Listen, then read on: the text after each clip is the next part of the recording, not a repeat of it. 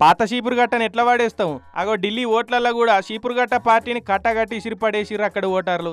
దరిద్రుడు కలగంటే కలలో కూడా వడగండ్ల వాన కురిసినట్టు స్కాములల్లో ఇరుక్కొని గిలగిల్లాడుతున్న కేజ్రీవాల్ సార్ను జనం కూడా చిత్తుగా ఓడగొట్టి చీపురుగట్టల పుల్లలను సక్కగా పెట్టుకోపో అని తీర్పిచ్చిర్రు. ఇక 27 ఏళ్ల తర్వాత ఢిల్లీలో కమలం పువ్వు అయితే తిరగబూసింది. హస్తినాపురం హస్తరేఖలను మార్చే పవరు డబుల్ ఇంజన్ సర్కార్కే ఉన్నదని నమ్మి ఓట్లు గుద్దుడు గుద్దిరు జనం. 48 సీట్లు ఇచ్చి కమలనాథులకు ఢిల్లీ పీఠాన్ని అప్పచెప్పిరు. ఇక ఢిల్లీలో కమలం పువ్వు ఇగురు పెట్టే వరకు 2 తెలుగు రాష్ట్రాలలో కూడా కమలనాథులు చిన్నగా మురోలే.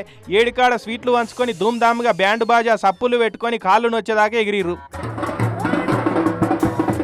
ఇక కాంగ్రెస్ పార్టీకి అలవాటైన తీర్రనే ఖాతా కూడా తెరవలే.